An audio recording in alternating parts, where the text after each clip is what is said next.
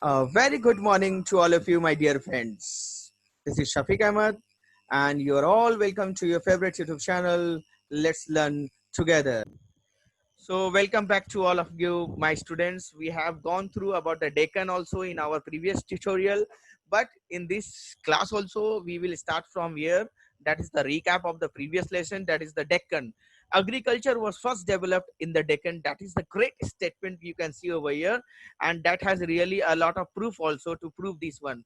I will show you few proofs also, few photographs and images also regarding the Deccan. So agriculture was first developed in the Deccan. That you might face it in your exam also in MCQ, na? Where did the agriculture first develop? Na? Then you will have to say Deccan. Deccan. Agriculture was first developed Deccan in the Deccan, and Deccan is not outside India; it is inside India.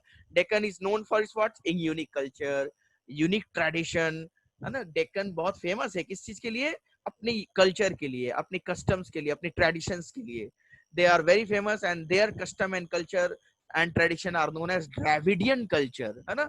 The word Dravidian culture has been given to their unique culture and tradition. वहाँ के लोग बहुत अलग थलग रहते हैं ना?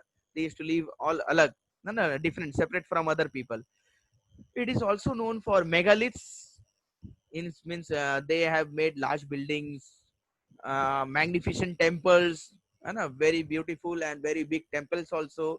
The people of the Deccan are very famous for this, and their Sangam literature is very very famous. That is a literature which is very common, and that is quite famous in the Deccan. Their Sangam literature, that is the language, their books. People lived near the banks of the rivers because of what? Because of the availability of water and fertile soil. That is the reason why the people used to choose the place which are near the river to live there, because they will get the water very easily and they will get fertile soil also. Because near the water you can see the water from the seas and the rivers, they used to carry a lot of salt, a lot of soil also, clay and mixture of many different minerals in that particular soil. So that water from the rivers make the soil very fertile, and that is one of the reason the people used to agriculture in and around that bank of rivers, around the rivers, because of two reasons: because they get water very easily and they get fertile soil also. Fertile soil means what? Soil which is very good for growing the crops, है ना? जो बहुत अच्छा होता है soil crops को grow करने के लिए. Rivers also provided.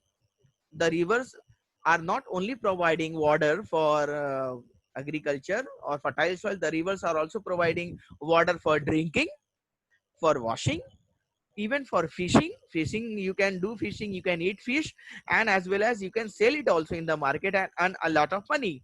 So rivers are providing water for irrigation, water for drinking, water for washing, even fishing also. And also in the river you can move from one place to other places with the help of boats. So that is known as the navigation by boats. So that is also one of the reason why people used to choose living near the bank of rivers, means near the edge of the rivers. Where the river ends, the people start living there, so that they can get all these facilities.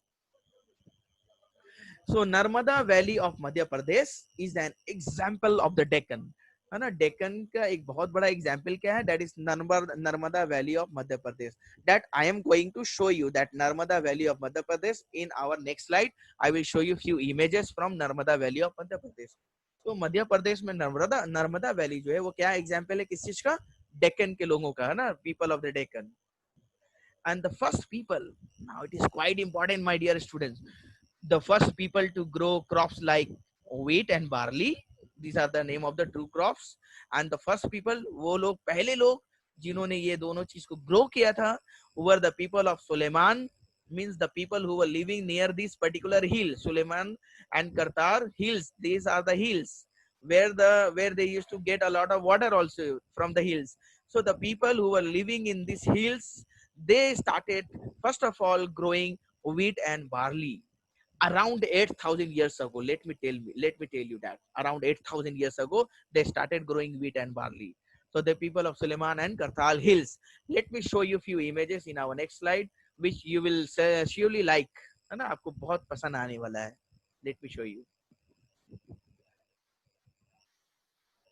Narmada River and Suleiman and Kartar Hills that I'm going to show you over here. See, a very beautiful scene. That is the Narmada Valley River, no, the valley which is going around from the Narmada River. You can see over here, my students, people used to start building their home in and around the rivers over here.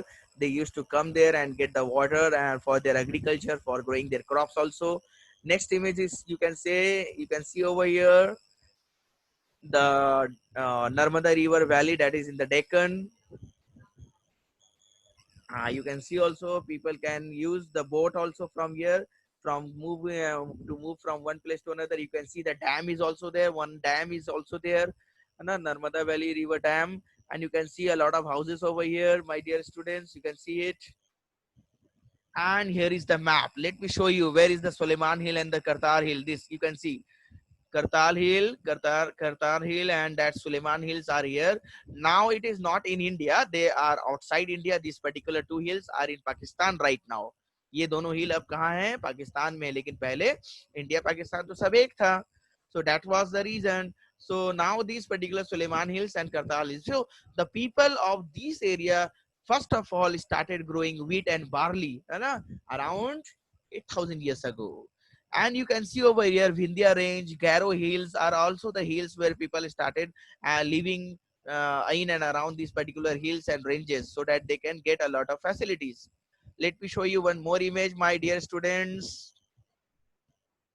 The image is showing over here. Together with the Kartar mountains in southern Pakistan, they form what is known as Suleiman Kartal, that is geologic province. People used to go there and they can enjoy also. Suleiman mountains are there.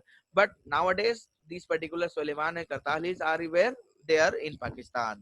And here is the location you can see. Jabul, Kandahar and Loya Paktia, Afghanistan, Balochistan, Rajanpur, Jampur, Southwest Punjab, and Khyber Pakhtunkhwa. Then they are near in and around that particular Pakistan, है ना? ये पाकिस्तान के सारे शहर के नाम है जो आसपास रहते हैं यहाँ पर करतार हिल्स के. So my dear students, start. Let me start. Now here is the physical map, my dear students. You can see over here. The Deccan is there. You can see over here. Deccan that we are talking about, that we have learnt a lot about. Deccan is the state, is the place which is crossing almost 8 states of India, है ना? That I will show you the name also. तो आप देख रहे हैं यहाँ पर डेक्कन कैसे कैसे यहाँ पर दे रहा है ये. You can see over here. These are the range of the Deccan, and here are some details also. Here are some details of the Deccan also. In the map you can see Western Ghats are there, and the river Krishna is also there, and the Deccan is just, you can see over here. And near it is also crossing the state of Maharashtra भी यहीं पर है, इसी state में आप देखेंगे. So you will find Deccan in Maharashtra also, है ना? That is one of the state of our country, है ना? That is the state of our India. So now let us move ahead to our next topic. That is our next topic is what? Sources of history. Means how the historians, how the people are getting the knowledge, are getting from where they are getting the knowledge of the history. What are the sources of the knowledge that we are going to study over here? And that is quite interesting topic, my dear students. There are two sources, evidence or materials of history. दो sources होते हैं history के. एक होता है evidence, that is the proof, है ना, और the materials of history. And the next is one, you can see archaeological sources and the literary sources. So there are two sources of history. Those sources means what? Evidence or materials which we get, है ना, to show people, to prove people that I am saying correct, I am giving you the correct knowledge. So the evidences or the materials that we are having in history, they are of two types. Number one is archaeological sources, and the next one is literary sources. So we will go through one by one. First one, archaeological sources, and the literary sources. We will go one by one. Don't panic. I'm going to explain you both the things. What is archaeology? First question is this: what is archaeology? So my dear students, let us get some knowledge about the archaeology. What is it really, you know, and why we should know about this history, about this source of history. Let me show you. It is the study of the past. Archaeology is the study of the past of the ancient people through the things left behind by them. means we will study about the ancient people, those who were living thousands years ago. We will study from their things which have been left by them. So this is known as archaeology, means we will study with the help of the things which have been left behind by those people. That is archaeology. Okay, that is archaeology. Now the next term is what? The first step is what? The excavation, that is digging. सबसे पहला step क्या होता है archaeology का? Digging होता है, यानी कि वो गड्ढे खोदते हैं. They used to dig. That is the first step. And the first step is the excavation, that is digging, can be planned on a mound. और ये किस चीज पर प्लान करते हैं? Mound. Whenever they see some particular part of land which is higher, जब वो देखते हैं कहीं पर कुछ ऊंचा जगह है, they used to start digging there because they think that something might be there. Nowadays there are a lot of instruments which will tell you that there are something beneath the ground. So that is the thing, my dear student. They used to start digging. The first step of archaeology is what? Digging. सबसे पहला step क्या होता है? Digging होता है. And sometimes they find the mound by accident. By कभी-कभी उनको अचानक मिल जाता है mounds. I will show you the image of the mound in our next slide also. Don't be over here. The second step is what? The second step is collecting those items by removing the mud. अब वो क्या second step क्या है कि जब वो गड्ढा खोद लेते हैं, then they used to remove the mud, यानी जो कीचड़ वगैरह कुछ सामान के ऊपर रहता है, they used to remove them and then carefully labeling them, and then they used to put a particular label on that particular thing that they used to find from the ground. जब वो जमीन के नीचे से कोई भी सामान मिलता है उस पर वो लोग लेबल लगा देते हैं. So first step is what? Digging. That is known as excavation. Second step क्या है? They used to remove the mud from the items that they used to find and they used to label it. That is the second term. That is the second step. Each object is photographed. सबसे पहले क्या करते हैं, उसके बाद वो लोग जल्दी से फोटो ले लेते हैं. And labeled according to the layer in which it was found, and they used to label it. और लेबल लिख देते हैं कि कितने किलोमीटर नीचे वो मिला है, कितने लेयर के बाद जो है वो सामान मिला है ना. They used to put a label on that particular item by writing this, that in which layer of the earth they have found it. यानी कितने किलोमीटर या कितने डिस्टेंस के बाद वो सामान मिला है, वो उस पर्टिकुलर थिंग पर लगा देते हैं लिख कर एक label. Then the archaeologists date the object discovered. और फिर उस पर क्या करते हैं, वो एक डेट भी लिख देते हैं कि ये ऑब्जेक्ट जो मिला है वो कब मिला है ना. That was the another step. They used to write the date also, date of the discovery.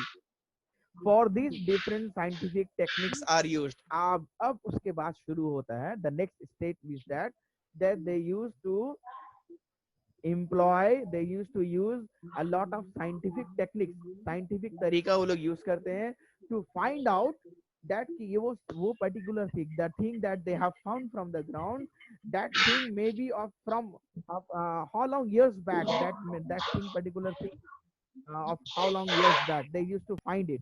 And I am going to show you few videos जिससे आपको ये समझ में आएगा कि वो लोग कैसे ये पता करते हैं कि वो पर्टिकुलर थिंग जो है वो कितना पुराना है. How old is that particular thing?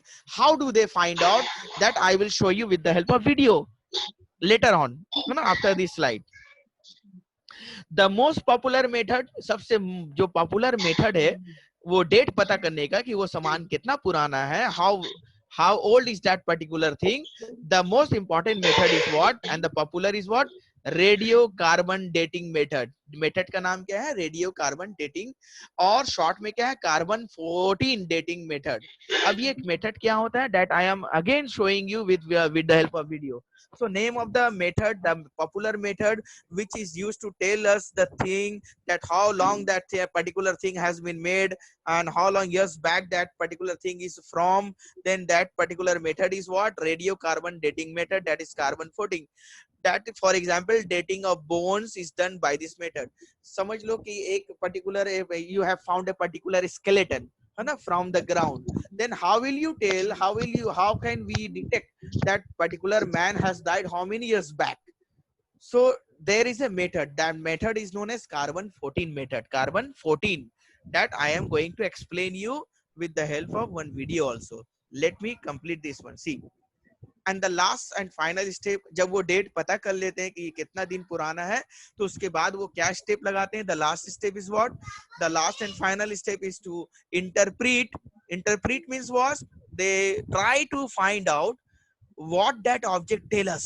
यानी अगर ऑब्जेक्ट में कुछ लिखा हुआ है, something is written on the object, or if the object is trying to say something about that particular, about himself or herself, then they try to find out about the object, what is that object is telling us, what information we can get from that particular object which has been found by digging the ground, the history of the evidence we have collected. And that is the way they used to give information to the whole world that we have found this particular object in that particular place, and this object is made up of this and that object has been for how many years long that have been found.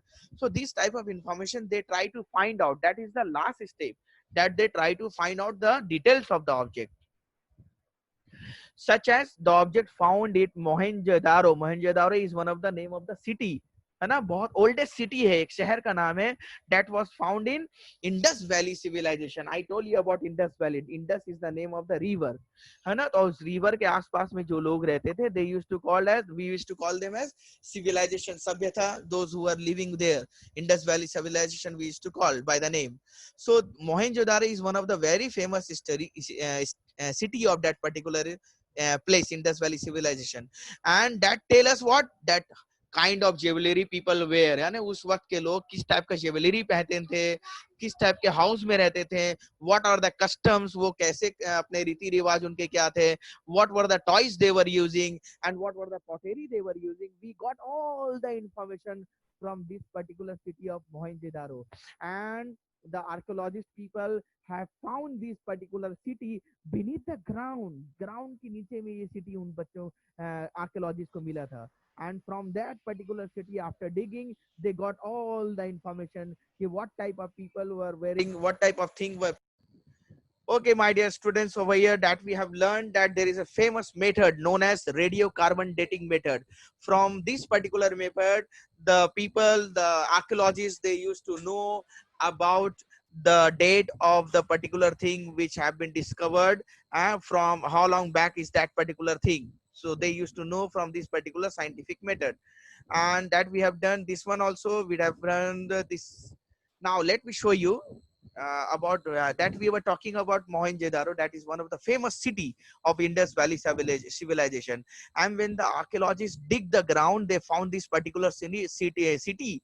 They found the whole city beneath the ground, and they found a lot of jewelry, a lot of houses, even customs and cultures, even toys, even poetries. They got a lot of things, and we came to know about the information of those type of people, what type of jewelry they were wearing, what type of houses they were living, and what were the customs they were following, means dresses, houses, food habits, and all these things we came to know. And we also got the toys, we also got the poets. You can see one of the archaeologists is finding out, is searching and digging the ground. You can see he is one of the man who is archaeologist over here.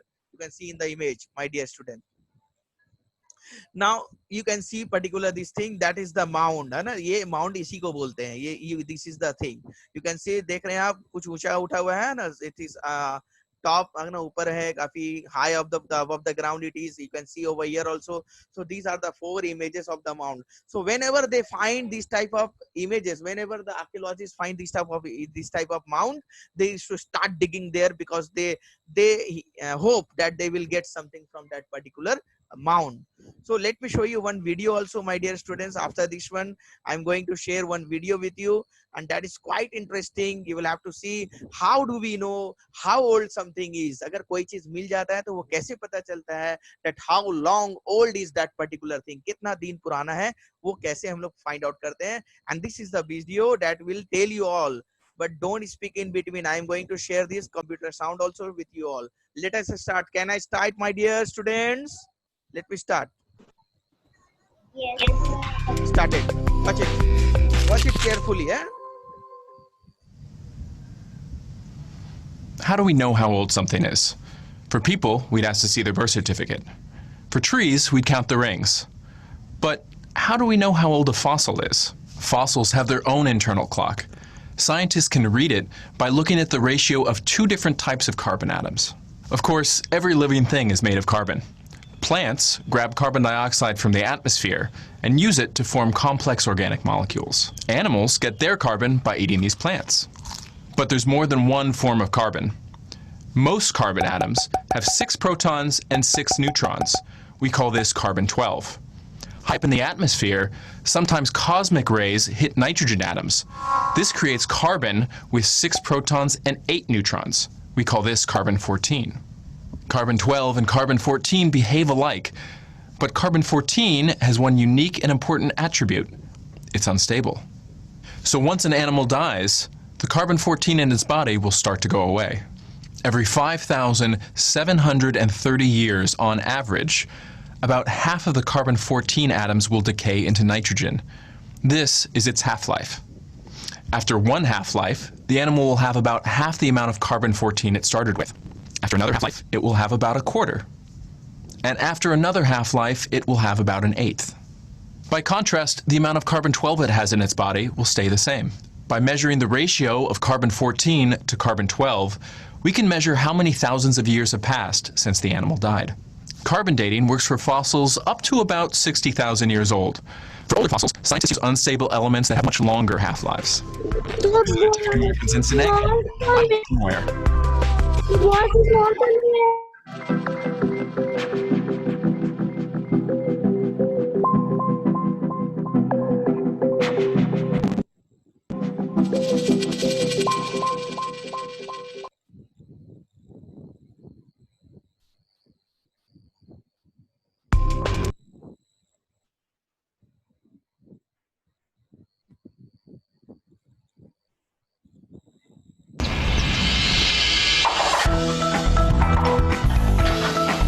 Now, my student, this is the video which will show you what are the archaeological sources that we used to find from the ground. And this video will show you all in detail. And watch it carefully.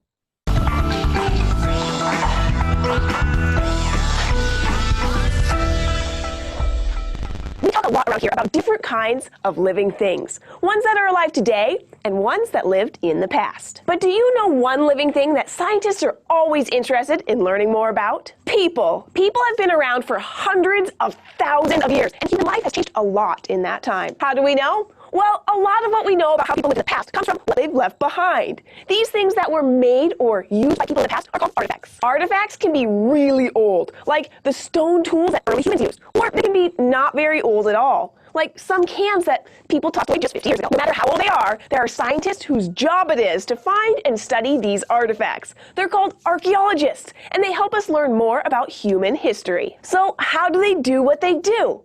Well, mostly they dig. Archaeologists are different from paleontologists who also do a lot of digging.